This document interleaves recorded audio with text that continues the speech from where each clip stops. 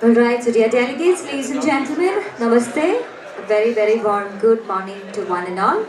Link, learn and lead. This is TiCon Kerala 2014. All of you are most welcome. And now I would love to welcome aboard the chairperson for this particular session.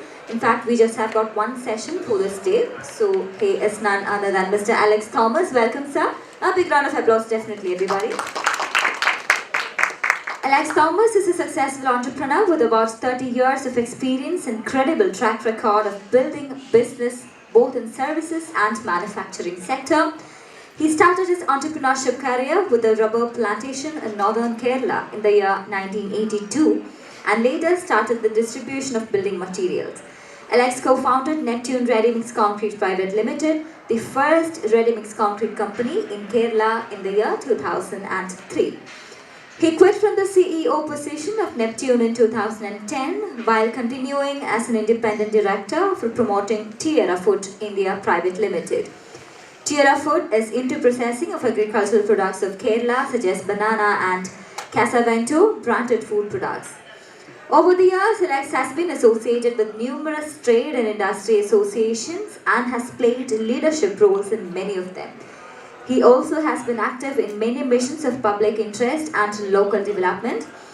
He is a charter member of TI Kerala again. Alex has a handful of mentors and advisors across India, including private equity sector, public institutions, etc. Pleasure having you here, sir. And now let me move on to the first speaker for the session. She is none other than Tarika Ahuja. Can I welcome you aboard, ma'am? A big hand, people, please. Tarika Ahuja is an international wellness coach with over 10 years of rich and deep experience in natural wellness medicine and macrobiotics. Her own healing journey has inspired her to create Sacred Swan, an organization which specially supports women and children to be healthy, vital, and creatively fulfilled. Tarika is highly respected and acknowledged by the Indian wellness industry. She is dedicated to making available an integrated and highly efficient system of wellness for humanity. Her work with women and children to create a healthy future for all is particularly remarkable. She not only provides consultancy to a number of health-conscious food companies, but also supports individuals to set up food-related business models. Pleasure having you too, ma'am. So if I could request Mr. Alex to please take over. Can everybody hear me? Yes, that's clear. Great. So what I'd like to begin with is telling you the meaning of what I have studied. It's called macrobiotics. If you break up the word, macro means large and biotic means life. So it's really a large view of life, a holistic view of life. So it's not breaking down yourself into different parts of the body. Like, it's not like you're only looking at the heart or only looking at the brain or only looking at the bones, but you're looking at every human being as one whole being. And how can you holistically create wellness for the human being? And in today's session, I will touch upon it's not just about wellness, but changing your direction and destiny. Okay, so while we fix that, we can go into what I would be discussing today. I'll be discussing four main topics. One would be balance from the perspective of macrobiotics. Balance in macrobiotic language. The other is how to eat 50 feet of sugarcane in one day. Actually, it's very common, and I think people are doing more like 100 and 150, but I put out a very low figure over there. And the next subject is facial health diagnosis, and right after that, the value of sound in our life. So beginning with the first, what is balance in the macrobiotic language? I'd like all of you to see that we all are coming from one universe, or one God and one energy. And in macrobiotics, we see that one energy becoming two, and then it becomes three, and then it becomes five. In today's session, I'll just touch upon the two.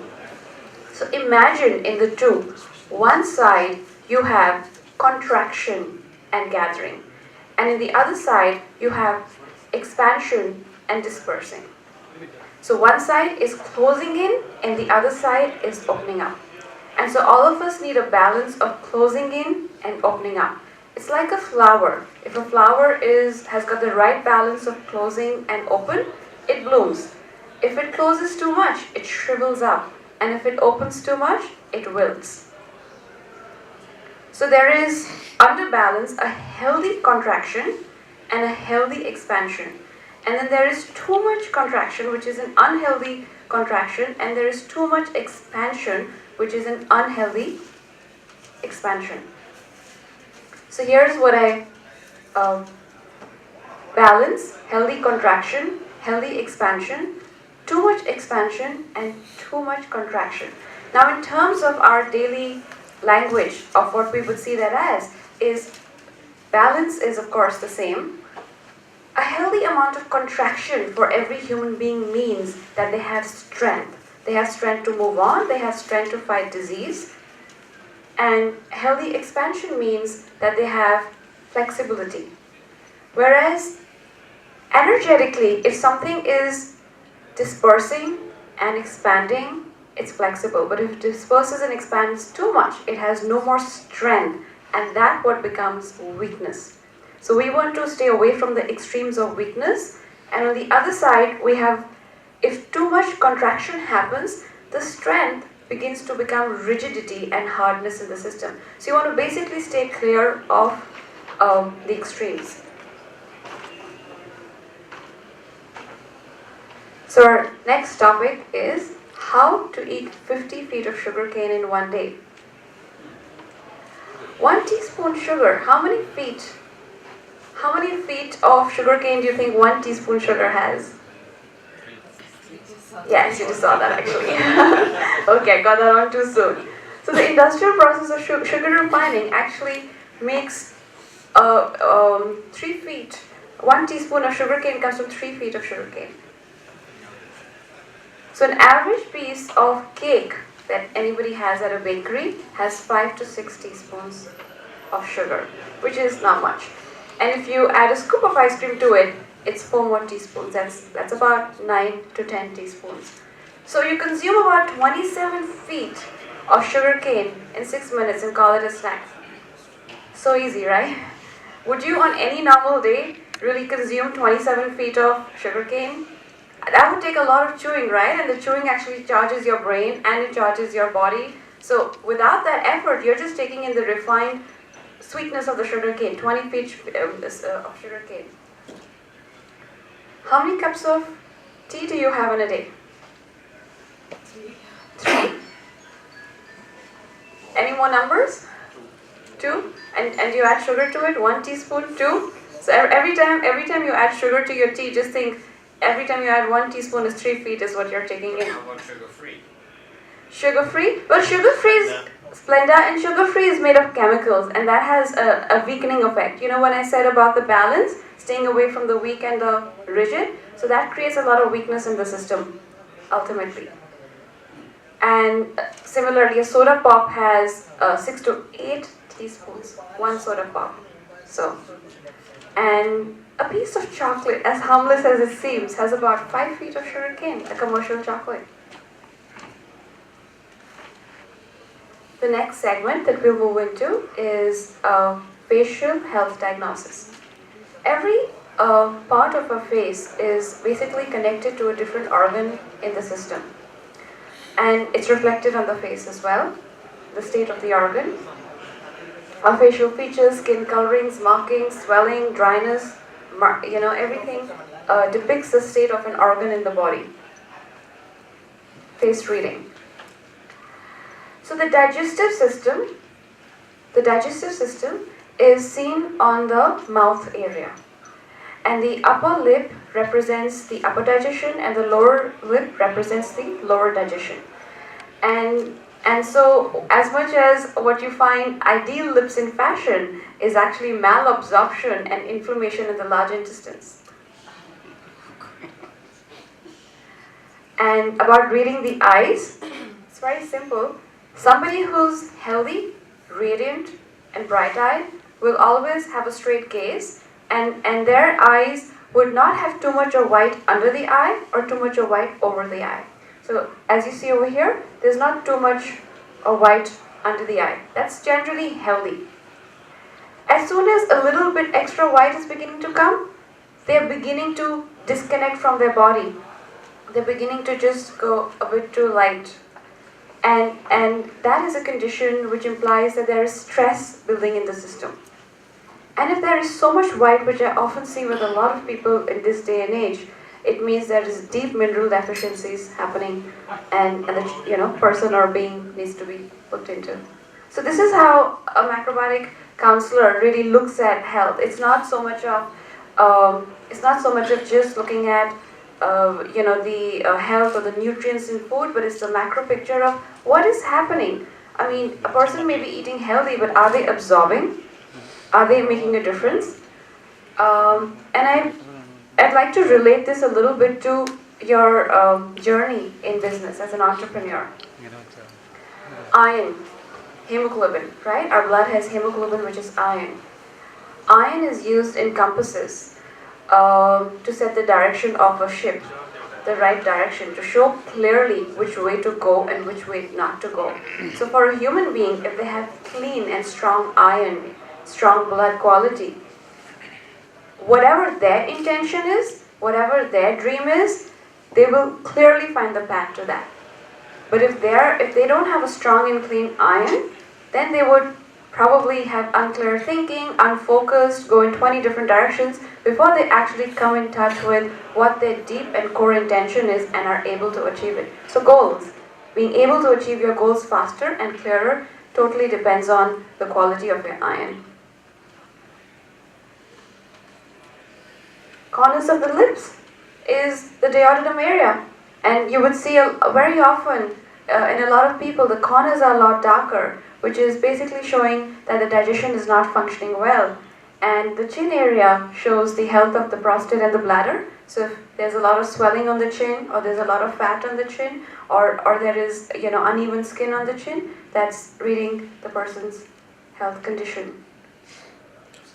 Horizontal lines is something that happens a lot in India, and this is caused by excessive liquid sugars and fat. So in the beginning when I showed balance, I spoke about balance, flexibility, weakness, balance, strength, rigidity, right? So going all the way too much towards the very expanded weak foods is what creates a lot of horizontal lines on the forehead. Similarly, there is signs of reading the face with other lines as well. That would be about face reading. Now coming to sound. The value of sound in our life. Does anybody out here, has anybody experienced differently in their mood, in their health with sound ever? Has experienced something like that? Yeah? Yeah. So sound is actually the core of us. The universe's first expression in a human being is light and sound. And so this can be used to break a lot of barriers in your system, health barriers, obstacles. And as I said, it's really, the universe is a reflection of who you are. So if there's obstacles happening in your system, there will be obstacles happening in your life. And that's just as clear as it is. So to have lesser obstacles and more successes, it's good to work with your energy system as well. So coming back to sound, in hospital these days, high intensity focused sound is used to break a kidney stone in as little as 2 to 3 hours. So like a high focused, intensity focused machine produces a very, very strong sound, which a high resonance sound rather, which starts healing the system and breaks open the kidney stones and is soon removed out of the body. And this is what hospitals are using. So imagine if you were to use sound yourself, your own sound, how therapeutic that would be. That wouldn't even be coming from the outside, but it would be your own core making certain sounds and making a difference. So in macrobiotics, there is an entire system of something that is called as the 6 healing sounds. And it doesn't take very long to do it. You only do these sounds either 3 times, or 9 times, or 12 times each, depending on how much time you have. But these make a tremendous difference to each person's health. And they're amazing with kids. Kids love that too. And so each sound is associated with a different organ system. The first sound is, it's an S, and never-ending S. It's like the hissing of a snake. And all of these are in my book as well, Beautiful Children, the Parent's Essential Guide to Raise Strong, Balanced, and Healthy Children. And so that is a sound that corresponds to lung and large intestine. So anybody who wants to just breathe deeper, who wants to just expand their lung capacity, they should practice this sound a lot more. Chui is the sound for kidneys and bladder. Kidneys and bladder is also connected to motivation for a human being. It is also connected to willpower for a human being. So as entrepreneurs, to have stronger kidneys, to eat the right foods, and practice sounds, you would just naturally, it's not something you do with an intention that if I make this sound, this is what's going to happen. But if you just take a few pointers from here and practice them, you would just be more brighter in your intention and clarity and action. It would just naturally happen. Sure, the sound like you're asking somebody to be quiet, like shh, is the sound of the liver and gallbladder. Now the liver and gallbladder is basically an organ that is connected. When it's functioning well, it creates patience in a human being. And when it's not functioning well, it will give rise to more irritability and anger. And so to keep your liver in shape is always good while you're working and communicating. Ho is the sound of heart and small intestine. And the heart in traditional Chinese medicine or in macrobiotics is not looked at just as a physical organ. It's really the center of your creativity, the center of your innovation. So to be more innovative, be more charged in your heart and do things. Hu is the sound, which is you just make an O with your mouth and you elongate the hu. It's a sound for the stomach and digestive problems. And he is a very important sound. Most people in today's day and age have a problem with heat and cold in their body. And so if their body tends to become very cold very quickly, they will not have enough circulation. Not enough circulation simply means that their organs, the blood around their organs will stagnate. And wherever the blood stagnates, toxins exist. And that's what creates unhealth and disease. And so the heat of the body and the metabolism is very, very important to heal. And he is such a powerful sound that just by practicing he, and we could do a very short demo of this as well, just by practicing he a few times, you will see your entire body rejuvenated.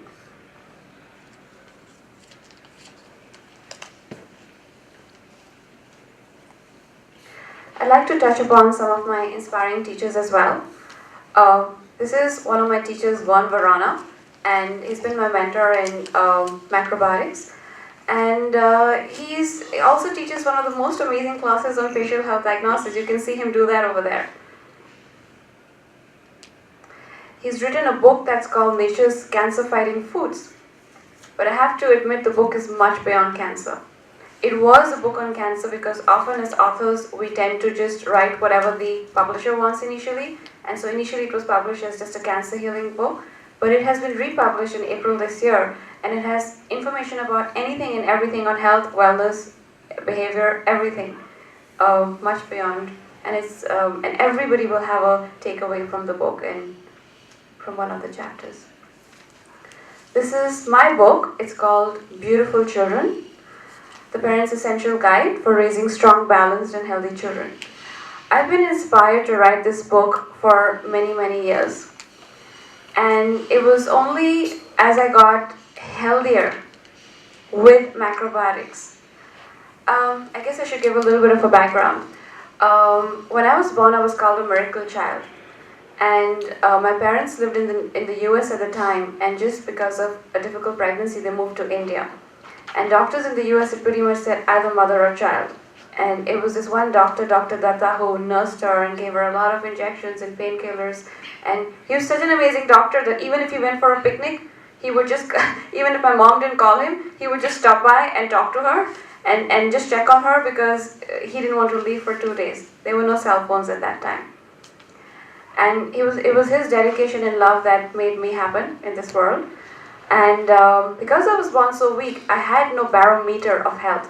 I didn't understand what health was. So me having low energy, me being very, very tired all the time was not something anybody would even, not something I would even realize I had. It was a journey for me to realize. By the time I was 20, that's when I realized I wasn't well.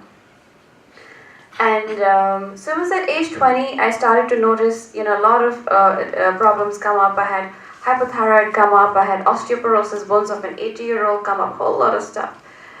And it's when I got to macrobiotics, my teachers would look at me and say, "You're so yin, as in you're so expanded," And each of them would just look at me and say, "Very, very sensitive and very expanded." And so they work so beautifully with me on my health that everything that I write in my book or I speak in, is coming from experience. It's coming from how in a weak body like mine, I was able to heal in 7 to 8 years. But for any of you out there, if you want to make a change in your life, in the direction of your iron, in the direction of what you attract into your life, all it would take is a few years. So my organization is called Sacred Swan, and I'm now open to take some questions. If anybody would have questions on the subject. You should diagnose one of us. I'll offer a show. I'm ready. Sure, please come up. Let's have a... Do a demo. You're gonna tell me how lousy I am, right? Okay, Okay, diagnose. great. So maybe you want to look. Yeah, actually look at me. You want the lights on? Lights on. Lot guys can get. More light. More light, more light. Okay. So at first what I see is, did you see the man with a lot of lines Yes, on his forehead? So he has lines that are horizontal, Yes. as well as you have some lines that are vertical. So you have two lines that are vertical. When a person has One vertical. When a person has one vertical line on the forehead, it's usually a liver condition. And they could be like somebody who gets angry very quickly. But he has two lines, which is more of a, yours is also two. Yours is also two. So it's two lines that represents blood sugar weakness. And the pancreas is not functioning as well. So as you are in your life and as brilliantly you're doing, if you were to take these things into account, you could go even more brilliant. That's all there is. Everybody is doing brilliant wherever they are. But if you just apply certain, techniques and tools from macrobiotics into your life and take it further, you would just get more brilliant. Now, blood sugar. Thank you. I can talk a little bit about blood sugar now and tell you. Sure, you can sit down. So blood sugar is actually as simple as it may seem. As simple as it may seem, I'd like to expand on what really blood sugar is.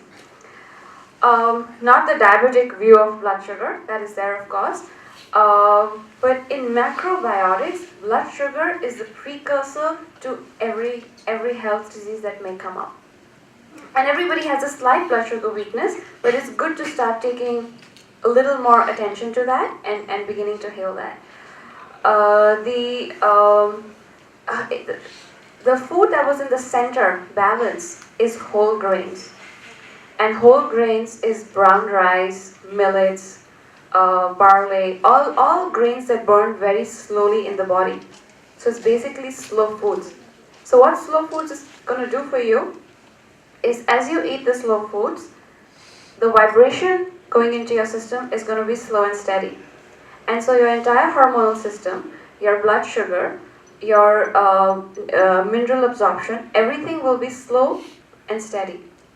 Whereas if one has a little bit of a pancreatic problem, which is again the hormonal system, it could very well mean there is a little bit of inflammation on the left side of your body, which is the right side of your body has energy going up and the left side of your body has energy going down. And so there is not enough energy going rooted. And so for you, what I would say is wherever you are, if you actually work on the pancreas, your productivity would be even much higher than where it is. And I can see it's really high, but it will go even higher. How do you do that? That would be understanding macrobiotics a lot deeper. But the first thing would be getting white sugar off your diet, I don't have white sugar. which is great. So getting white sugar off, getting refined foods off, getting more whole grains, more healthy quality protein, more healthy quality oil and salt, and a combination of a lot of things. And the pancreas actually, as I said, it needs more warming, it needs more grounding, so long cooked food. So not having so much of just quick food or raw food, but having a little bit of, the dishes. There's a very interesting dish where you cut vegetables really, really large, and you put it in a pot, and you barely put any water in it, and you put little salt, and you cook it down for 45 minutes with barely any water, and it cooks on simmer for that long. By closing it and cooking it down for that long, you're building heat in the system. You're building heat in the pot, and when you eat that, and you flavor it in the end, however you wish, and when you eat that, you're building the same heat in your system. And that slowly, that's a pancreas and kidney dish, and it really helps. What about meat, chicken, and fish? So, okay, so I can touch upon a little bit of the original. Let me go back to the. So balance. Under balance, we have whole grains, beans, nuts and seeds, vegetables. That's strength and flexibility. A certain amount of seafood or a certain amount of other animal protein in smaller quantities is okay if you've been having it all your life. However,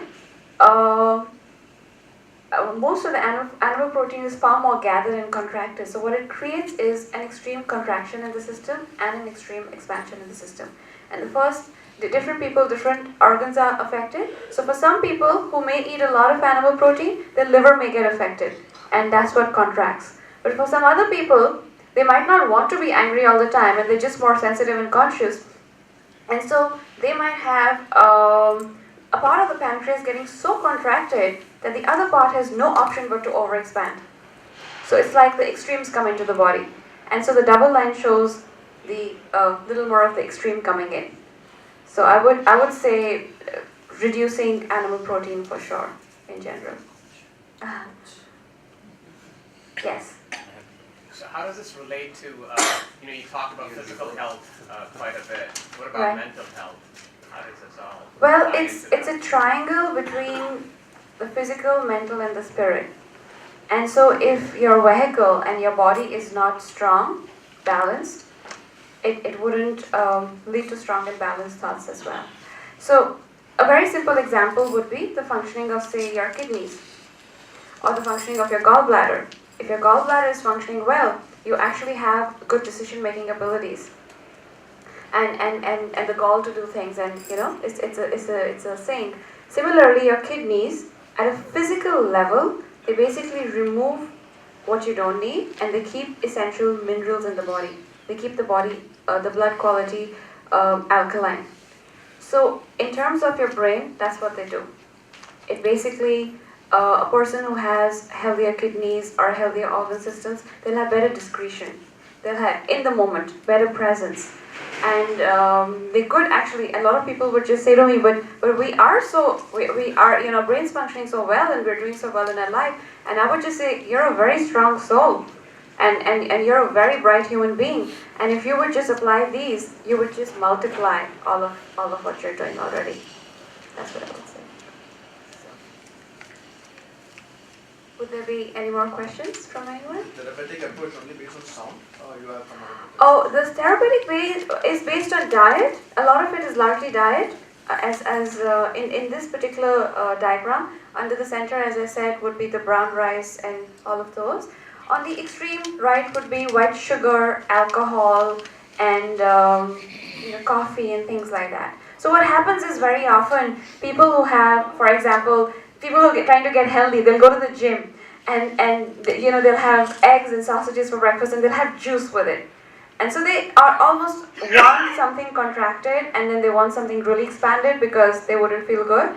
So like when you go for a party, you would if you're drinking too much alcohol, you can't keep drinking. Some people might get nauseous or they might fall sick. They always want something salted. So alcohol is, very, very sweet and it's on one side. So either they'll have namkeen peanuts, which will slow down the blood sugar, opposite of alcohol, or they'll want a little bit of non-veg on their plate on this side just to feel right. So it is a balance that they're creating. The universe and them, their own intuition is creating a balance. However, it's not a conscious balance and it's an extreme balance that's also creating stress in the body. So it's a very deep understanding of diet, lifestyle, recreation, fulfillment. If you're fulfilled, you're naturally, circulating really well, and sound, everything put together. Do you make those sounds directly? Sure. So that everyone can see the sounds as well.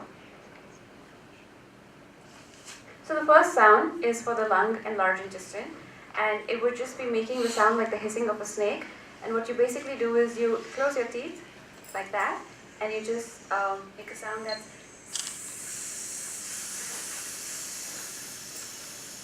Now doing that, you would notice how much of your core is used. Can you do that? If you just everyone sit up straight and just make the sound of teeth like that, and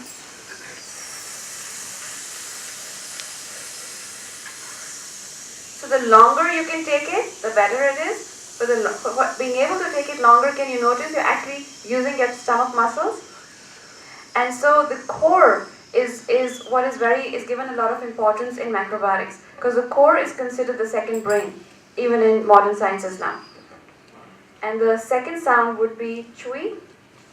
So it's basically an endless sound. So you breathe in and you make the sound on an exhale. So breathing in. So the next sound is easy. It's like shh. So you don't have to put the finger, but it's.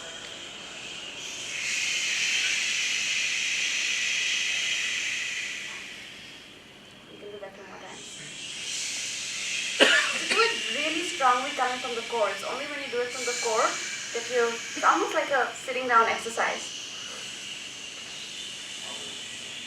And the next sound is haw, but there are alternative options given in my book as well. So while chui can be chew also, and haw can be ha also. So you can either just do an elongated, like a haw,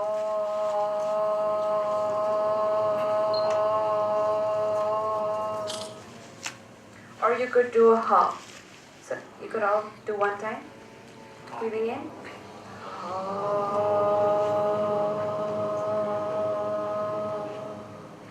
Actually, when everybody does this together, 3 times each with their eyes closed and all of it for 15 minutes, the power of everybody sitting here and the energy system supports each other. So right now, just a quick demo, but I would highly advise a group session. The next one is who, and that would just be breathing in.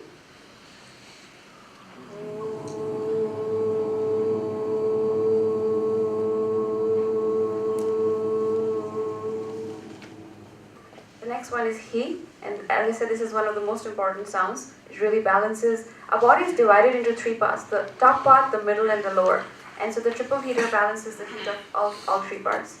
And elongate the E as much as you can. So breathing in.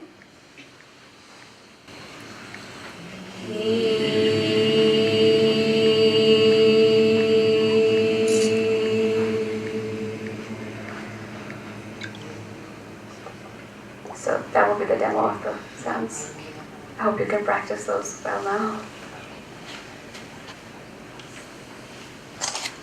Okay. Would there be any more questions?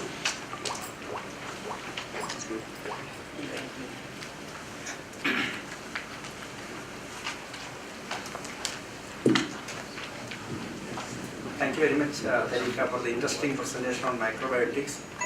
I don't think many of us were aware that our face is hiding or rather revealing, or our sound is revealing this much information. I think it's an interesting subject. And also, I don't think many of us were knowing that we are eating 50 feet of sugar cane a day.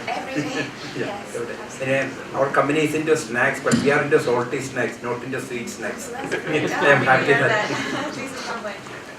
Anyway, thank you very much. Thank you so much. That was Tarika Ahuja, an international wellness coach. Ma'am, before you leave, I would definitely love to request you to please take home a memento, a token of appreciation from Tricon Kerala 2014, and Mr. Alex would be doing it for all of us. That was pretty interesting, and thank you so much for sharing some very vital information on health. A big round of applause, ladies and gentlemen. Thank you so much. Let's now move on to the next speaker for the session, who is Rashmi Poduval. Rashmi, after graduating from the IIM Bangalore, worked with Coca-Cola. Over the years of working with Vimala, who is her mother-in-law, made her want to learn more about weaving and pattern making. She feels that the art of weaving and pattern making is an undervalued science in India. Rashmi feels that good tailoring is at the heart of a beautiful garment. That's where we come in. The years of tailoring experience shows in the context of our clothes. Rashmi works with weavers from Mangalagiri, Pochampally, Bikaner, block printers from Burma, Pipar and Kutch. We travel far and wide to source and design our fabric. Through seamstress, we hope to cultivate an appreciation of the fine art of tailoring and craftsmanship. I would love to request Mr. Alex to please take over the session. Hi everyone, good morning. Thank you Tarika, that was very, very informative. Now I know that my bladder is bad and my kidney is bad. Nothing's bad, it's just introduction. No, but it's been very informative because sometimes now it's easier to figure out, why things go wrong. I think we'll take your advice about the sums. A little about ourselves. I'm going to be talking about the handloom industry, but before I get there, I'd just like to tell you our journey. By us, I mean me and my mother-in-law, because we are the two who set out on this journey, came in from two different places and sort of got together and thought on this journey that's seamstress and the Kaitari project. Kaitari means handloom, hand-woven in Malayalam, Kaitari.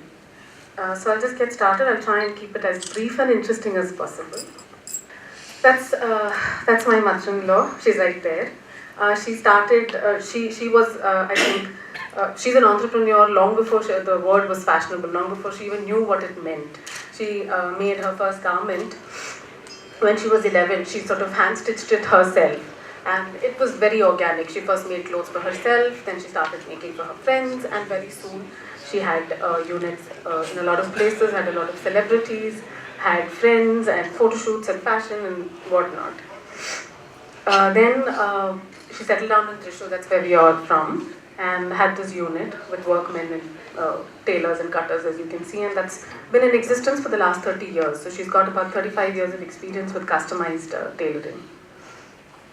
I finished my MBA from IIM Bangalore in 2000. I worked with Coke, I worked with Saregama, and like doctors and like a lot of people were talking about entrepreneurs, you wonder, you get this feeling that, you don't want to do this anymore.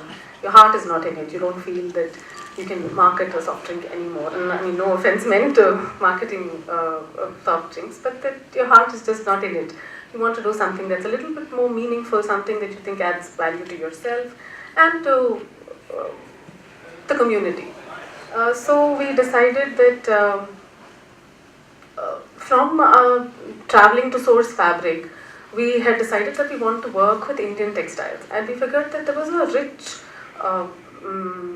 rich treasure of textiles all over the country, and pretty much untapped. You had pockets of people working with, say, block printing over here, but you didn't have, and of course Fab India doing a lot of work, no doubt about that. But we thought that we could come in and fill in a sort of white space there.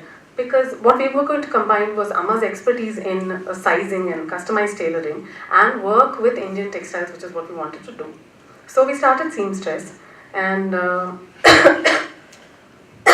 sorry, I have a bad cough. So we started seamstress, and one of the things that we did accidentally was to create sizes. We figured out that actually India, as opposed to other places like the US and the UK, don't have standard sizes. So we actually ended up compiling data that she'd collected over the years and sort of empirically arrive at sizes. So to this day, our sizes are unique, and that's the size that people give to the tailors. Say, for instance, they take our clothes and say, make it in this, use this as the map, as you say in Hindi. That's us, and we started in 2011 with some of the work that we've done. We started out of a garage store. It was actually a garage store. It was a little garage in the bottom of a house. In the next year, we moved to a house, and this was a 100-year-old bungalow, which now houses our store, the retail store, the working studio, the design studio, the craftsman, the worker. These are our people. the cutters and the tailors, and many of them have been with her for the last 25-30 years or so, and sort of moved along with her as she went. So one thing I'd like to say is that we don't work with middlemen. Traveling and working with so many weavers, we've realized that very often it's the middleman that benefits. Say for example, I went to Mangalgiri about 10 years ago, and there was this middleman. 3 years later I went, and he's just getting fatter and fatter, and the weavers are getting thinner and thinner. So we took a call at some point in time to not work with middlemen at all. We only work with sanstha's, or we work with the weavers and the printers directly. So these are some of the partners that we work with.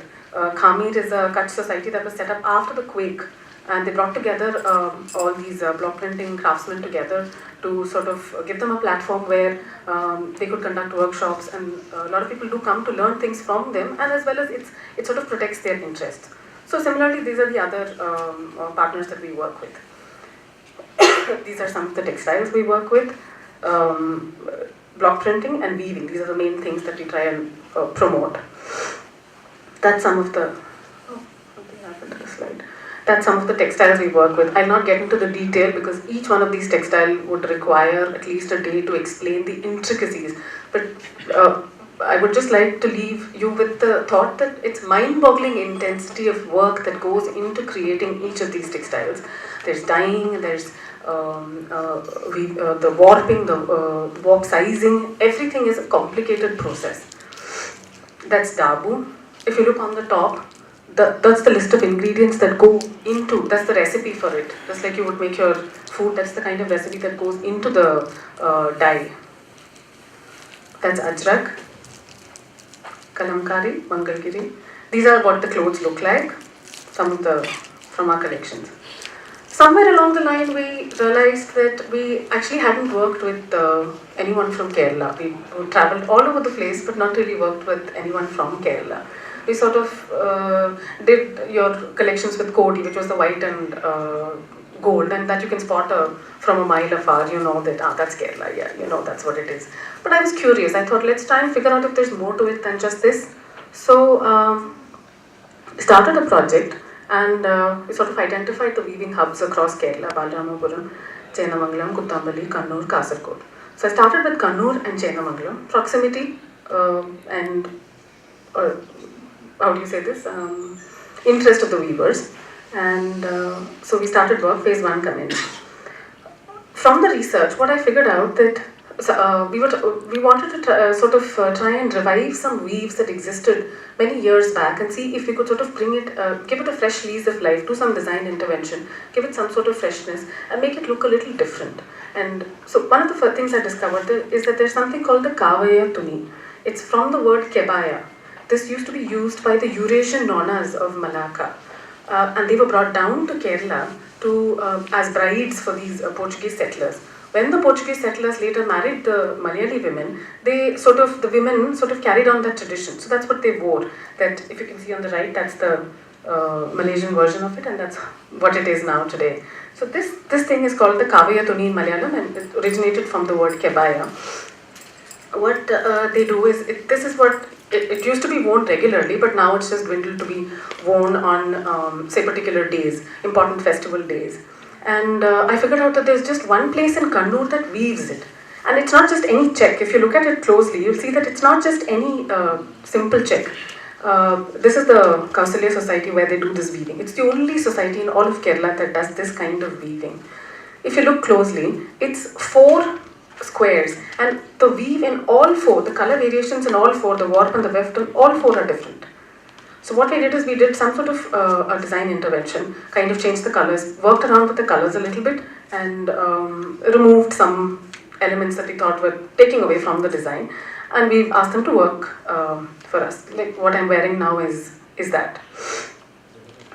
We've also received help from the IIHT. The dean is very helpful, and he's more than happy to help anyone that wants to do something to support the handloom weavers. I've worked with Kanji Road Society, and they've started work on this dovetailed weaving.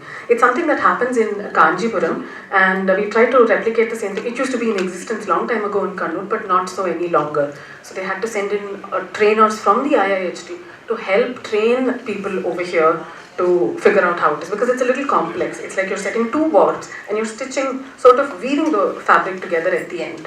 So that's happening there right now. These are some of the societies that we work with, Chenamangalam. And now that I'm working in such close contact with people, I can't help but sort of highlight what are the problems that they face. That's what most societies look like. There's one weaver, and I mean, there'll be like 10% of the looms are active and the remaining 90% are shut down.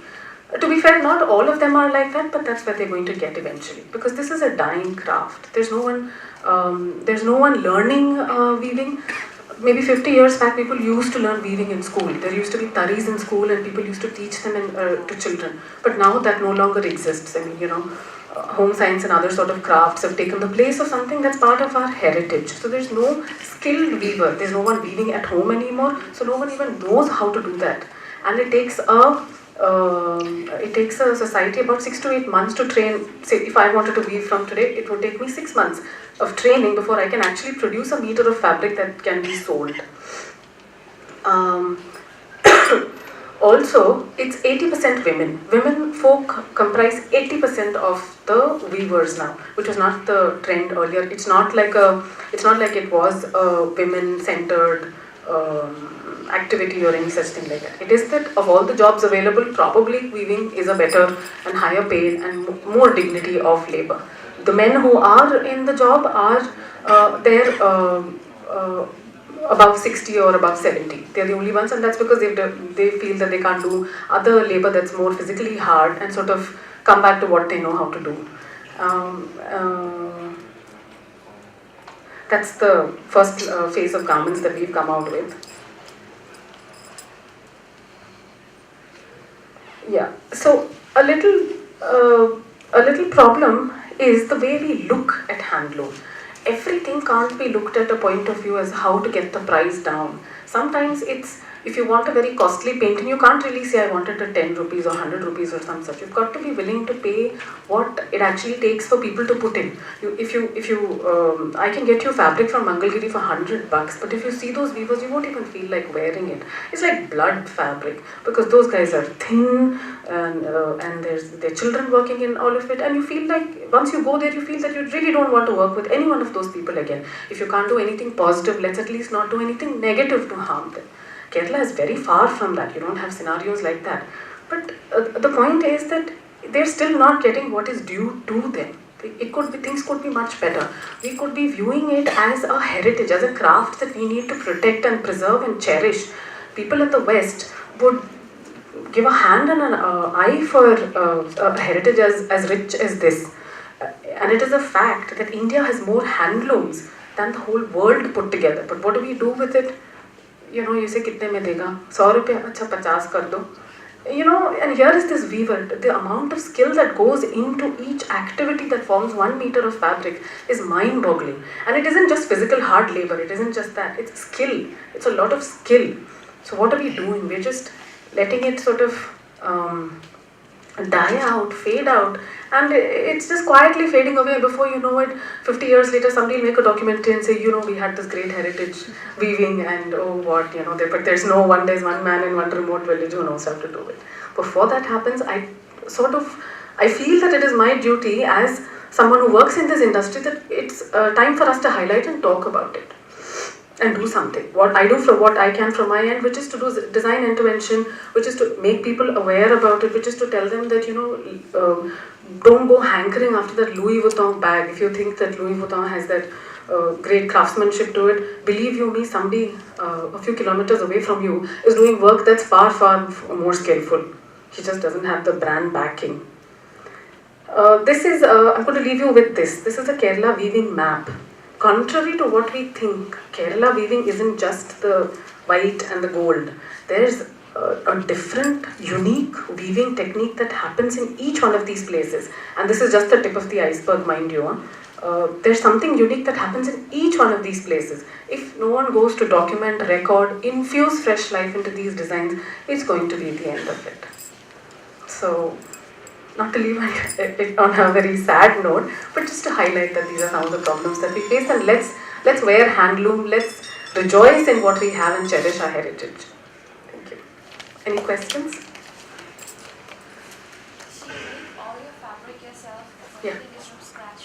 Yes, absolutely. And what are the different materials that you work with, like cotton and We work right now only with cotton. right now? Yeah. And have you tried our mixed fabrics as well, like some silk cotton, or just pure cotton? Yeah, we actually want to do a blend of cotton and silk, but that's going to be phase 2. Okay. Because it's important for us to gain the trust of the weavers, and for them to try out something new that they haven't tried before. You've got to gain their trust and tell them that it's going to be fine, because they don't really want to do something that's new. So one step at a time. That's going to be phase 2.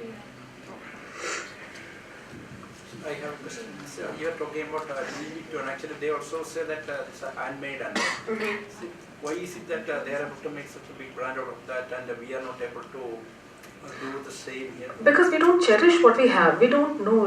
Many people don't even know what goes into, what's the complexity of hand weaving. It's that you just don't know. So very often when I go to these weaving places, Kannur for example, it's also a tourist bed. So I have all these foreigners, I find them coming and they'll be standing with their jaw open saying, in their languages they'll be saying, my God, what is this? Look at the complexity of it. It's that we don't sometimes realize that something that's so... I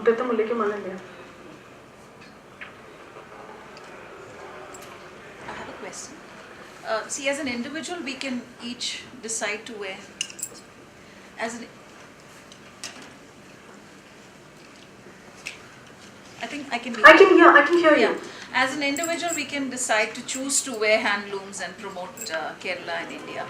But I'm saying, what would you suggest to the government? What can they? Because government is the one that can really promote this in a very big way. Yes, Lord. So, what do you think the government can do to? See, first of all, it's a very complex issue. There's no one solution that I can say that can set it all right. There's a lot of variables and complexities to it. For starters, I feel that it's in their heritage itself. Each of these societies have something called as a weaving master, a dyeing master and a design master. There's no longer a design master. So they only keep doing the same designs that they've been doing over and over again. If we get someone like that on board, or we tie up with IIHT, or tie up with people like us to infuse fresh designs, and let the weavers also, it'll get, it's easier for us to work with them once the government says that this is what you should be doing. Also, remuneration needs to be looked at differently.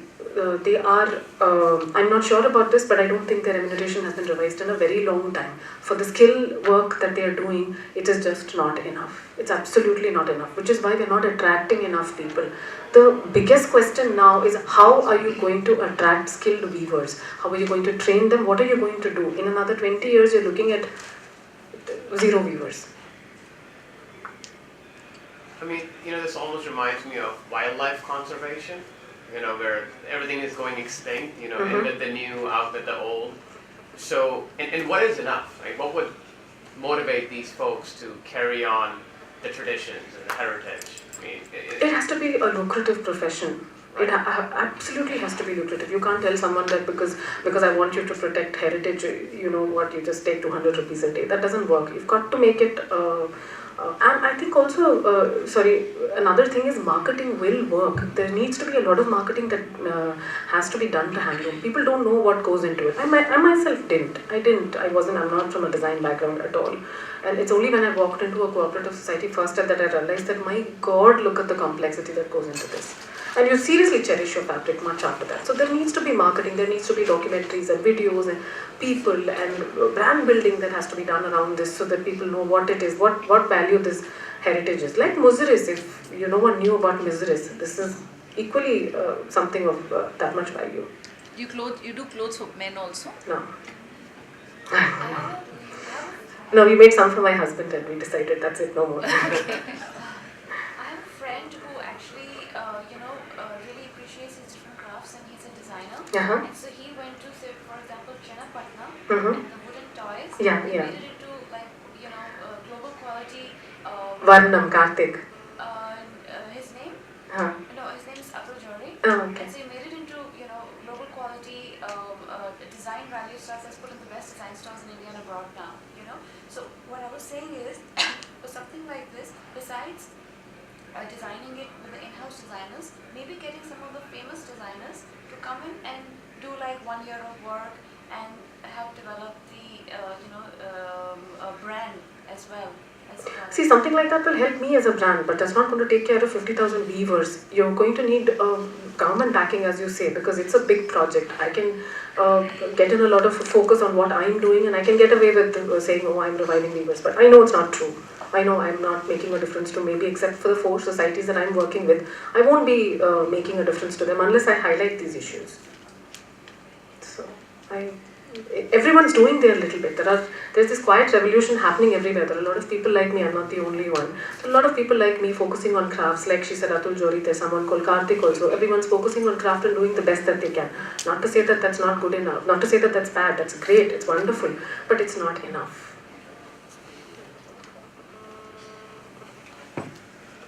That's it. Thank Any you. more questions? Thank you. How long does it take for a sari to come out of handloom? It's not a sari. Usually a warp is, you make a warp for about 100 meters. That's the minimum length of the warp that you set. You set a warp for 100 meters. It will take anywhere between 5 to 10 days, 5 easily. And that's all the pre-processes, the dyeing of the yarn, the separating of the thread, the sizing of the warp, the laying of the warp on the loom, then setting the weft, and then whatever. And then once the actual weaving takes place, that should probably take about 2 to 3 days. But for one sari, yeah, not for 100 saris. So yeah. So is it done by a single person or like in the No, whole process? no. It used to be, interestingly, it actually used to be done like that at one point in time. It used to be families. Long before the societies were in existence, it used to be families doing, the wife doing something and the child doing something and the grandmother doing something. But now that's not the case. Societies, and of course it's a great way to do it also. So there's dyeing is a separate unit, sizing is a separate unit, and weaving is a separate unit. Thanks.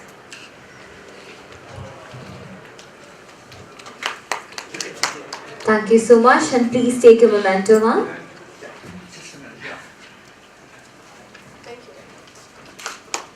Thank you so much. I would love to welcome Mr. Arun Nair, our next speaker for this particular session. A brain hemorrhage survivor, Arun has been a fighter and go-getter since his youth.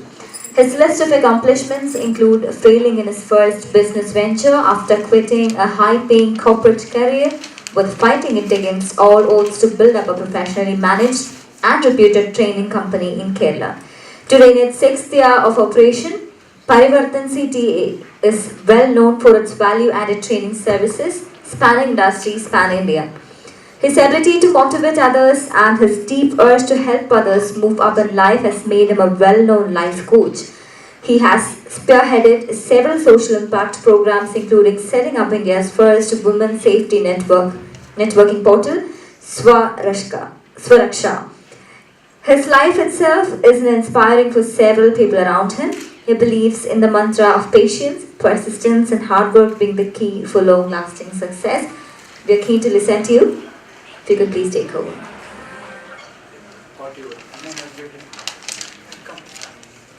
Thank you, ma'am. My pleasure. Good afternoon, everyone. My name is Arun, and thanks a lot for that awesome introduction. As she introduced, I am an entrepreneur here. I last worked with Accenture in Bangalore. I was a trainer. And when I came down to Kerala to become an entrepreneur, people were like not so open to me. It was like 7 years back that I was here, and I had to face some very severe challenges, which I think right now, in 7 years down the lane, I think it's more easier for our new age entrepreneurs to make it easier to succeed. And as I started on my journey of entrepreneurship, I actually had to face severe turbulences. I had to face a lot of challenges. It was some of the challenges which I faced was self-inflicted. Not taking care of my health. She just said that I am a brain hemorrhage survivor. One of the core things which I always tell my mentees, I actually mentor a lot of entrepreneurs, upcoming entrepreneurs here, startup ventures, is tackle your health first. eat on time, drink on time, because I didn't do that, and it resulted in me going to the edge and coming back. I've been lucky, not many people have been. To think with an open mind, you need to have a healthy body first, healthy brain, right? And I think we have a health consultant here. I read about you, ma'am. So I'm sure, is she done with the session? Yeah. I'm sorry I couldn't attend the session. I was in the mentoring and I had to rush up, so I missed it. Anyway, now I thought of sharing a little bit of GAN which can actually help wannabe entrepreneurs or entrepreneurs who are already here in fixing up certain flip-flops which can happen in their journey throughout their life. Now, first of all, we need to ask ourselves, why should I be an entrepreneur? When I ask, I keep meeting a lot of new, young, vibrant guys who come and say, I want to be an entrepreneur. And when I ask them, why do you want to be an entrepreneur? Not many of them have convincing answers. I've been even told that I did not get campus placement, so then I have to do something on my own. And so I have to do. My parents wanted me to get into business, so I'm doing it. Then funny answers which I've got is, well, everyone is doing it, so I also should do it, because that's more money, more success. I tell them, no, stop, rethink. Being an entrepreneur is nothing less than like being a superstar or being a sports person. Not all of us can be awesome performers in those arenas, right? Similarly, entrepreneurship is not a cup of tea for everyone. For the simple challenge that it faces, you may actually end up being a big loser. So essential qualities of entrepreneurship has to be there in the individual who really is focused on being an entrepreneur and making it big in their life. And among them, my mentor, Mr. Murli Gopalan, who is a founder member, he's a past president of TICON. Yeah, TICON. And he told, Arun, to be an entrepreneur, one of the most essential qualities which I look for is, you should be a little bit mad. And he said, I see that madness in you, Arun, so go ahead and jump into the venture. It is true. You need to be a little bit crack, you need to think off the beat, you need to take that extra risk which a normal person does not take. It comes with its own risks and its tags attached. Now, I just wanted to spend some time over here to help you understand certain concepts which I just developed today morning. I woke up and I was like thinking, what should I go and speak upon? And I thought, okay, why not do something on A to Z of business success? Okay, something very short and simple. I'm going to rush through because I think I've got only 15 minutes, right, sir? 25. Oh, okay, again, I can go slow. I can bombard you with some more stories which I've encountered on my way. First, A for ambition. There's nothing short of ambition that you need when you start off with. As I quoted a couple of examples right now. Why do you want to be an entrepreneur? You should answer that question first. If you're not able to find an answer, go do something else. If you're good at singing, go and sing. If you're good at dancing, go and dance. But whatever you do, it doesn't matter if you are a roti maker, a paratha maker. You should make the best parathas so that there is a queue outside your shop. It's not in what everyone is doing. One of the most challenging situations which I have faced is answering parents, and some parents come with their wards and they come and tell that this boy is not listening to me. I want to make him join BTech course and he wants to do something else. And trust me, this is one of the core challenges which I face in my career as a success mentor. What I do is, I tell them, why do you want your ward to do BTech?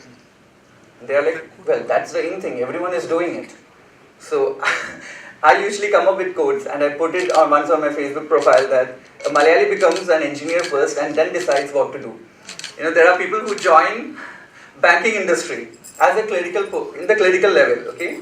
After wasting 4 years in, I'm purposely saying wasting, okay? Wasting 4 years in BTech, spending lakhs of money, and then joining a course which requires a normal graduation. You just clear the banking test and you can join in a clerical post, and the extra 1 year that you're spending in learning something which is not going to help you can be used to attain 1 year of experience which can actually help you grow faster in the banking industry. Things like that is the norm. So you should have an ambition. Ambitious entrepreneur is what our society is missing right now. Majority, of course, there are serious people who really want to create a change in the society, within people, in the for our nation. But then personal ambition and vision of that entrepreneur is actually what determines whether a venture is going to be successful or not. Take the example of nothing but Mangalyaan.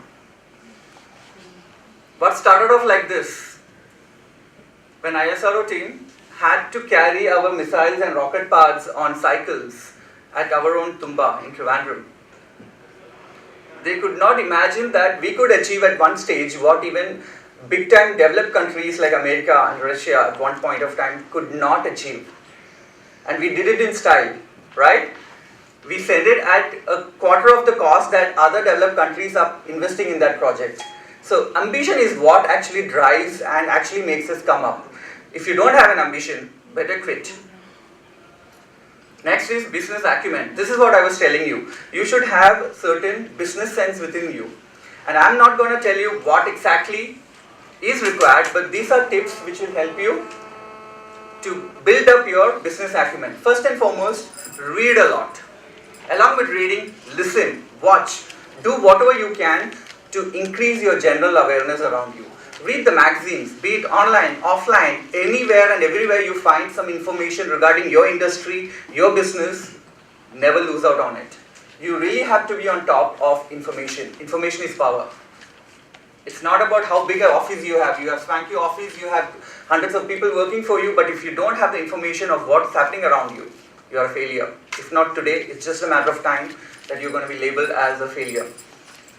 The next is be a part of professional associations like TIE, and there are many other associations where you can actually gel together and get ideas of like-minded people, share your thoughts and build network. A human being is a social animal. Can we survive by ourselves? Well, I take you. You are frustrated with life and I take you and drop you into a nice tropical island. Very beautiful with plenty of fresh water and lots of fruits and food to eat, but no other people around you. You will not survive a month.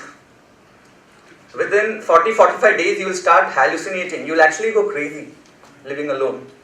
So we need network. You, as an entrepreneur, your biggest asset should be having a wide network around you. You should be known by the people whom you are mingling with. It's not about your identity, but you should be known by whose company you keep. Earlier, our parents used to say, your friends decide about your character. When you grow up and become an entrepreneur, your company that you keep around you actually gets you the edge. Non-stop learning. We all feel that entrepreneurs don't need to upgrade their educational qualifications or learning skills. And no, hey, I'm not talking about getting graduations and degrees and certificates, no. You could actually go for small term, let's say 3-day, 5-day, or even short-term courses which can actually get you that edge or give you a different insight about what you can do. Will actually help you to build up your business acumen. Work in the grassroots level. You should have a grassroots level connect, be it within your organization or within the industry itself. Within your organization, you should do it by interacting with your employees more often, sitting with them, going out on sales call with them. Rather than sitting in a chair and telling them, go and fetch me sales, why don't you go with them and see what they can do? And find out what are and you know what, that can be the biggest learning experience at times. You actually, you get to learn more and certain skills which you may not have, which your juniors can actually teach you. So always get connected to the grassroots level so that you get a lot of GAN. I love traveling. And you won't believe, I am a corporate trainer also, so I keep traveling across India. And I get my biggest dose of GAN from no one else but auto drivers. Whenever I travel, my cabbie or the auto driver are the people who bombard, and they love to talk, provided you encourage them. So if I go to Pune, I know where to get the biscuits, where to get the chickies. So all those information, small things. But then what happens? Tomorrow when someone needs an information on Pune, I have so much of information around me. So what we normally do is we tend to stick around with people who are of our caliber, who think like us, who are from the same status. What happens is we are limiting our knowledge. By dealing with auto drivers and keeping a company of people who may be a makeup artist or who could be a film singer, film actor, I am actually expanding my horizon of knowledge. When I spend time with those people, I am getting tips and updates which actually helped me to help other people around me. So grassroots level connect with not just your industry but anything and everyone is actually essential for you. Next is to have an advisory board. You should have a personal advisory board who can actually mentor you. It doesn't matter how big you grow. If you have some people who can actually help you to think different. When you have a business in passion, let me tell you my classic example. Parivartan was started 6 years back, and I started with zero budget. The only investment I made is a laptop. I was a single man army, and for 1 year I didn't have anyone else working with me. And during that stage, what I did is I randomly went around to different clients, get the projects. I was everything, all in all. Let's say I used to be the clerk, I used to be the peon, I used to be the telephone attendant, I used to do everything. So my investment was zero. And I made some couple of reputed clients, some goodwill clients which I made. It really got me going. It was then, at the end of 1 year, that tragedy struck. I got a brain aneurysm. It's a kind of hemorrhage. And I ended up in the hospital with 50% chance of survival. When I was pushed into the surgery, I had only 80% chance of retaining my voice, 50% chance of movement, and 30% chance of memory loss. That was my biggest challenge as an entrepreneur, even though it was not related to my entrepreneurship. My baby, my Parivartan, was not even 1 year old. It was 11 months into operation that this struck. And I didn't have a team. It was just like, I had my clients. I didn't know what to do. And I was not even sure whether I'm going to come back alive from the surgery hall. So when I was pushed into the surgery hall, the last words to my wife was, whatever happens, Indu, make sure that legacy of Parivartan continues. And those words were what I told her, which I don't remember, but it seems that is what I told. And that got me thinking. God was great. He put me back in action. And that gave me the determination to come back and start Parivartan once again. Severe social opposition was there. My relatives, my parents were not so happy because they all blamed my entrepreneurship for my illness. I said no, I cannot blame Parivartan or my business for whatever personal tragedy happened to me because my body has been giving me signs which I chose to ignore. I ran after my entrepreneurial venture without taking care of my health. Now coming back to advisory board, when I wanted to start my office in Panampalli Nagar, before starting that, I had 3 options. Okay, I was living in Kakanad. There was an office which I found out near Kakanad. And for me, traveling to office in Cochin was a tough task. So I thought I'll get an office near my house. And I had almost narrowed down on it. But last minute I felt like, no, I shouldn't do it. I took 2 of my friends along. Okay, one lady and a guy. And I took them to all the 3 offices and I showed them. And I asked them, what do you think is the best? But the guy said, infrastructure-wise, the Kakanad, the one near my house is the best. So why don't you go for it? But the lady said, no, Arun. I think Panampalli Nagar will be a better option for you. Because that will get you, it's a premium, for the people who are out of this place, it's a premium locality. Invest a bit more, get that place and see, I'm sure it will help you to get better business. And she was an employee. She was not an entrepreneur. She was just working in a construction company. And she was a HR person there. And she gave me this idea. And I thought about it. I said yeah, probably what she has makes sense. I had to take some trouble to arrange the finance and I got the office in Panampalli Nagar. Today, that small decision which my advisor, let me tell you, that friend of mine, I call her my advisor, gave me is actually what has pushed my company to the next level. Today I have people coming all the way from Trivandrum, Patnamthitta, Kollam, Calicut, Kodamangalam, all the way here. They are coming weekly, twice or thrice for self-improvement. But if I had an office in Kakanad, it would not have been like that. The place, the address that you carry really matters. And for me, my advisor at that point was my friend, a young girl of 24 years.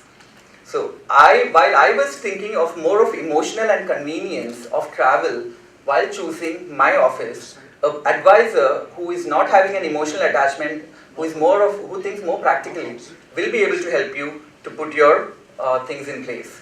Always have a weekly review. Just 2 questions you need to ask yourself every week. What is it that new that you know about yourself? Have you discovered something new about yourself? 1. 2.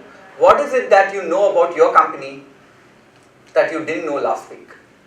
Keep yourself abreast of what is happening and what is the new thing that you're learning. By challenging yourself like this, you will be able to improve your in-depth knowledge about yourself. C for competency. Never do a business that you don't know. One simple funda, and I want to stop with that. There's nothing else. If you start doing a business where you don't have a competency, you can be sure that failure is knocking on your door. You just have to open it. Don't give in or give up. As you start your journey of entrepreneurship, you will be faced with a lot of challenges. There will be a lot of pressures on you. It could be financial, it could be social, it could be personal, and even professional. It could be even competitors giving you a harrying time, So you need to be too careful not to give in and give up, because the moment you are giving in and giving up, you are actually losing out on the race. You have to take that trouble, you have to take that pain, and just motivate yourself every day while going to bed, every day while waking up in the morning. Make sure that you tell and motivate yourself that this is not the end. I want to give it, I want to push it a little bit more. Do it for 1 day, 2 days, 1 week, 1 month, and trust me, then it becomes easier.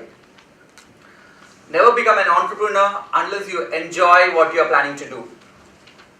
If you are not going to find enjoyment, if you are not going to have fun doing what you want to do, there is no passion. Because if you are passionate about something, you will love doing what you do. And if you don't have passion, you will never make it anywhere. So, enjoyment becomes a trigger. And that is the reward of entrepreneurship. When you are working for a company, you may be having a job which you don't like. But then, as an entrepreneur, you have the right to choose your job. And then, choose a job where you can actually love your job. Find some fun and entertainment in it. Next is to have faith. And you cannot have faith unless you have a dream. So dream big. I'm not going to tell you to dream small. Make it big. Why not? Look around you. Successful people who have made it big have started small. Nowadays I find that majority of us want to start big. You need investment of 50 lakhs plus. I need to, even for a restaurant, one person was telling, I need to start a restaurant and I need 30 lakhs. I was like, why do you need 30 lakhs? No, I need to set up air conditioned, completely full. The basic tendency of a person is that, by opening up a swanky restaurant and sitting on the bill counter like a boss and giving orders, that is not what I call entrepreneurship. That is old school. It used to be like that 20 years back in our grandparents' and parents' age. Things don't work like that. Today, the boss-employee concept will not gel among the young people. You have to work with them shoulder to shoulder. You cannot expect them to follow you. You cannot expect to even lead them, because they have their egos, and they are more aware. So you have to work with them, walk along with them, take them along, and that is the only mantra where you can succeed as an entrepreneur. Have faith in what you're doing and have a dream. Without a dream, an entrepreneur is nothing but just another plain human being. Goals. See, when you have a goal in life, it actually shows. A person without a goal in life, an aim in life, is like beating around the bush. You just go around doing things. I know of a lady who has done her graduation. She did not get campus placement. So she went to do her PG. She did not get placed again. She did another PG, and now she was doing that second thing when I met her, second post-graduation. And I asked her, what if you don't get a job after this also? She's like, then I'll go for my doctorate, PhD. And after that, then I think I'll get married. So see, here it's like just going around studying, it's not going to help you. When people say that, after my BBA, shall I go for a job or should I take an MBA? I recommend you go for a job. You can do your MBA along with your work. Because right now, what matters is your work experience. What you've gained in practical knowledge.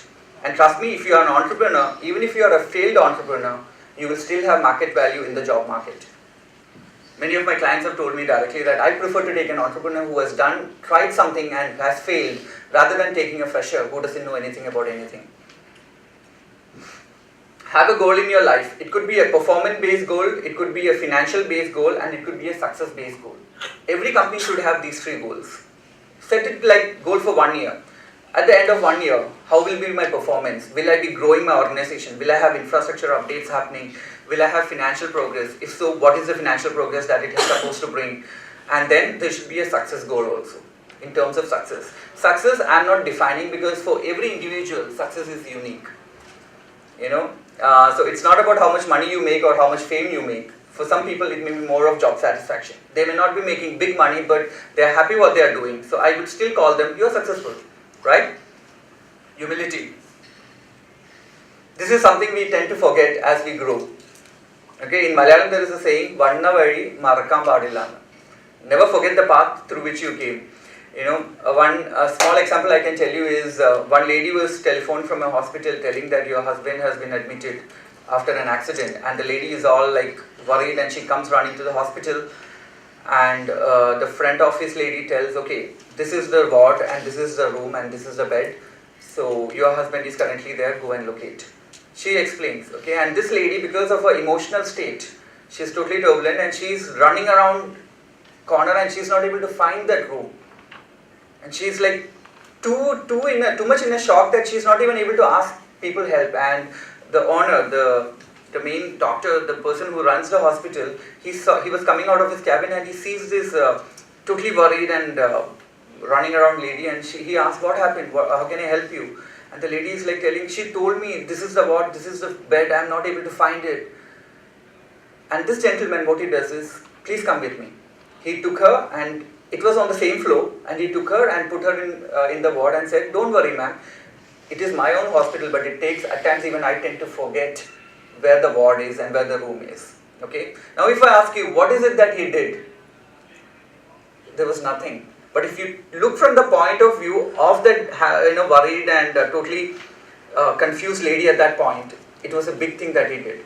Rather than blaming her, I can imagine someone else, I have a person in mind, if it was that individual who is a doctor, he would have actually shouted at the lady and said, how stupid can you be? It's in the same ward. Don't you see the numbers? It's all put up here. Just go and find it out. It would have added to the emotional burden of the lady, right? So simple things like being humble in what you're doing and to treat your customer like a king actually helps you go that extra mile. Integrity. Never lose your ethics. Never lose your values and culture that you stand for. And that is exactly what will actually make your success sustainable. Success can be easily attained. Majority of Indians, we are sharp, we are smart, we are technically more advanced, and we can easily attain success. The problem with us Indians is, once we are successful, we don't know how to manage success. And that is when the downfall starts. So, it's all about having an integrity. You should not make promises which you are not able to keep. And you should communicate with people in a way that whatever promises or whatever integrity issues that you're telling to them, you should first follow that. Let's say you're telling your employees, be honest. And if they see you being dishonest with your clients, it doesn't work. They are gonna do the same thing to you. If like the king will be the people in his kingdom. Be always clean and organized. If you have an office space, make sure that other people, be it your clients, your employees who come to you, maintain a good image and impression about you. Without which they are gonna think that you're a man of or a lady of who doesn't have integrity and cleanliness around you.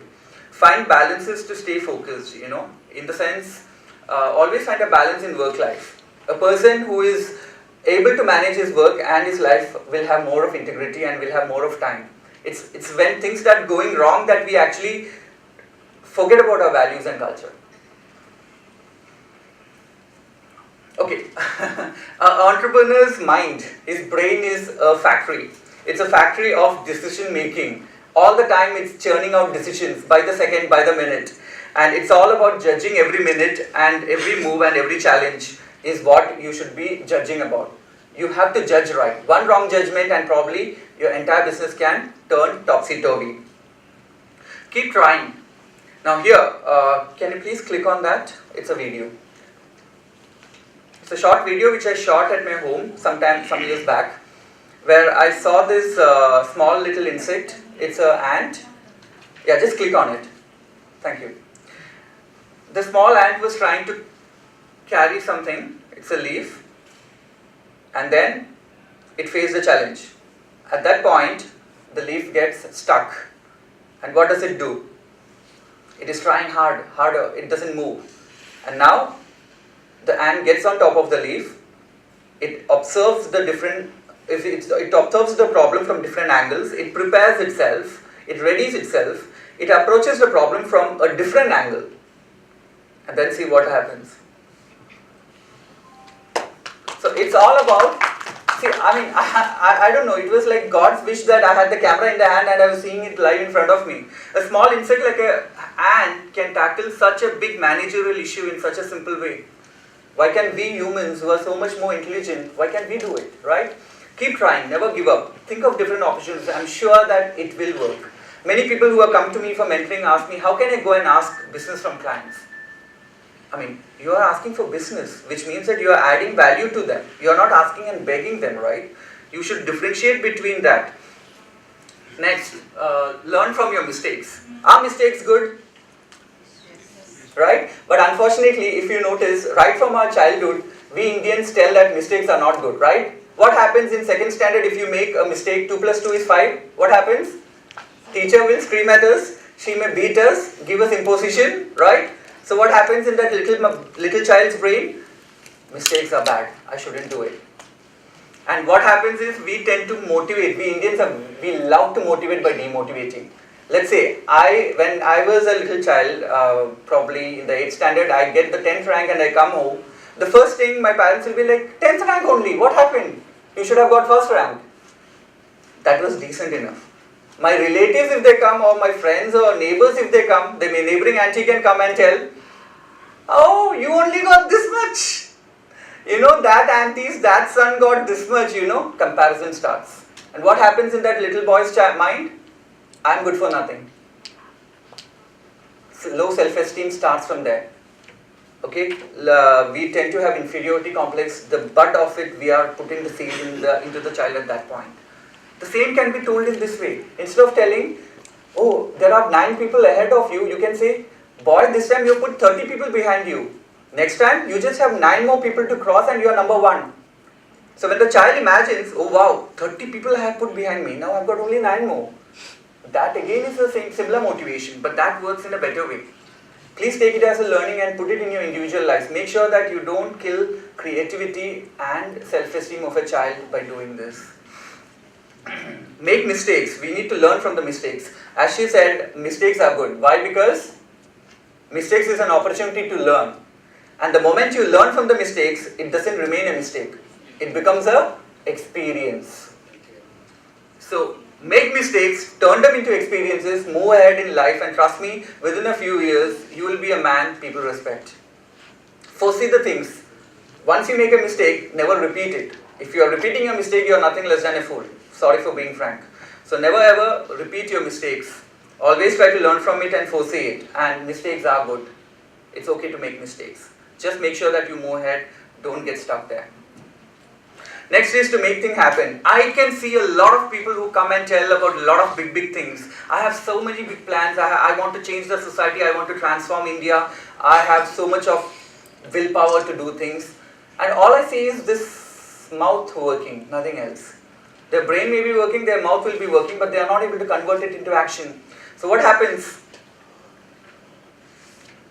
Nothing happens. So always make sure that you have an execution mindset. Okay? Next is never cheat or lie to yourself, to your colleagues, to your clients. Always have an integrity and a value that other people will cherish for. Have an open eye, an open ear, and an open mind.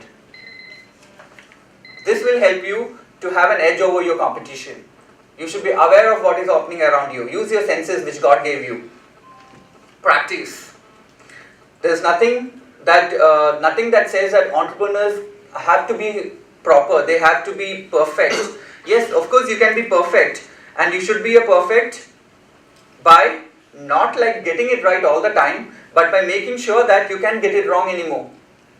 So keep on practicing yourself and encourage other people around you to practice. Next is question. What, when, where, how, who. Always keep questioning. Always have that inquisitiveness within you to go ahead and innovate. Be an innovative entrepreneur. An entrepreneur who is innovative can only become innovative by questioning things around, by challenging other things around. Otherwise, you are just a dud, you are just a copycat. Probably you are doing something which other people are already doing, and you will not be able to sustain for long. The funda lies in asking the right question at the right time to the right person in the right manner. And mark my words, it will do wonders for your business. Always be prepared. I always tell people, I know of several situations here where, like today morning when I was told that I have an opportunity to speak, I didn't even have a PPT ready. But whatever time I could manage in between my mentoring and my travel, I did prepare, and I'm here. I may not be giving the best shot because I've never even practiced what I'm talking to you right now. But I know of many startup entrepreneurs who had angel investors, some of the biggest companies sitting in front of them, and they had an opportunity to come and speak for 1 minute, a pitch fest, which they failed to do that. Why? Because they are not confident. One good dialogue in 1 minute, elevator pitch while you're traveling in the elevator with a client, that 40 seconds, 1 minute can actually turn your business upside down. So always be prepared. Even in the dead of the night, if you're woken up from your sleep, you should be able to stand up and tell what your company stands for, or what any questions about your company, you should have an answer. And that is what will make you a successful entrepreneur. S for SWOT analysis. Always have your strengths, weaknesses, opportunities and threats analyzed. Without that, you are not going to get anywhere. Take control of the situations around you, take control of the people around you, take control of the opportunities around you. You should be in control. There are cases, as I told you, especially in cases where you are not the competent person, you will have to depend on people who are smarter than you, who have more subject knowledge than you. In that case, you are not in control. As I told you, information is power. And always be understanding. Understand is different from knowing. You are aware of it, you know about things, but to understand a concept, to understand your client, their requirement, it's like, it takes much more than that. Without understanding what people want, you cannot deliver what can be given. Have a vision. There are many companies which I know, they don't have a vision, they don't have a focus. You need to have a vision. Every entrepreneur has to vision, he has to have a dream. Through the dream, he has to have a vision. And he will be successful the moment he makes that dream his teammate's dream. Your employees should have the same vision, they should have the same dream that you are having. And only in that case will you be able to attain success. Next is willingness to risk. People ask me, what is the safe bet? Can I work and at the same time do an entrepreneur venture? No. It will actually spoil your career as well as your entrepreneurial venture. I always say you have to jump out into the storm in the sea, and it's again only by swimming against the tide that you will be able to cross big oceans. Next is the X factor, and here the X factor which I am telling is the courage and the determination and the drive that an entrepreneur should have, and that is what I call the X factor here. Don't become an entrepreneur just because you have nothing else to do, which I told in the beginning itself, or just for the heck of it, or just because people are doing it. Entrepreneurship is not an easy thing, but trust me, it is one of the best things that you can do for yourself. Before taking the plunge, be careful about, think twice, think 100 times before taking the plunge, and once you take the plunge, never give it up. Earn to achieve. Always strive to achieve and attain what you have in your mind. You need to have the entrepreneur inside you, calling out to you every time and telling, here's an opportunity, grab it. You're out shopping in a mall and you see a prospect client, go ahead, don't think twice about it. People are like, is this the right time? No, I'll go and take appointment in the office and meet. No, you may not be able to get an appointment. You found him in the parking lot, run to him and tell, sir, I am from here, can I have an appointment? So it's all about having that josh to achieve. The last, from earn to achieve, and the last is zest. Having a zest for your business, zest for your life, zest for your success, and zest for a change. Entrepreneurship is all about changing your surroundings, changing status quo, changing yourself, transforming people and the environment around you. So if you are ready to change, you should have the zest to do it. This is the entrepreneurial journey which I was telling you. Entrepreneurship is like a journey where for a few years you will have to live a life which most people will not live like. But once that is over, you will be able to spend a life which no other people will be able to spend. So it's all about a journey which is full of risk. It's all about a lot of ups and downs. It's about giving your best, getting the worst, and everything that you fear will be thrown across to you at your face. So it's all about standing up for your journey, and it's all about completing this journey, which is actually fun, provided you are able to find the fun part of it. Is there any particular question which I can help you with? I had very limited time, so is there any particular question which I can help you with? I assume there's nothing. Thanks a lot for your time. You have explained everything. I believe so. Thanks a lot, sir. And I wish all the wannabe entrepreneurs and who are already entrepreneurs all the success in their venture. Just keep your spirits high. It's all about not letting yourself down. The moment you let yourself down, you're losing out on your business. All the best to each one of you. Thank you. Thank you so much, Mr. Arun. And now, a token of appreciation from Tricon Kerala 2014. Mr. Alex, if you could please do the honors. Thank you. Actually, I think this is the biggest acronym I have seen from A to Z. A to Z. You all see different acronyms. Actually, you have practical simple and practical things you have been talking about. Thank you a lot, sir. It has been a good learning for all of us. Thank you. And the example of Ant, how Ant was examining the issue from the different angles and different. It's a good experience for all of us. Thank you. That you could shoot that video also. I'm glad. Thank you. You're welcome, sir. Please hand over the memento to Mr. Arun. Thank you, sir. Thank you so much for your work. And ladies and gentlemen, with that we have come to an end of from the special interest track because we have no more sessions right here. So thank you so much and have fun. Have a wonderful time ahead. Thank you.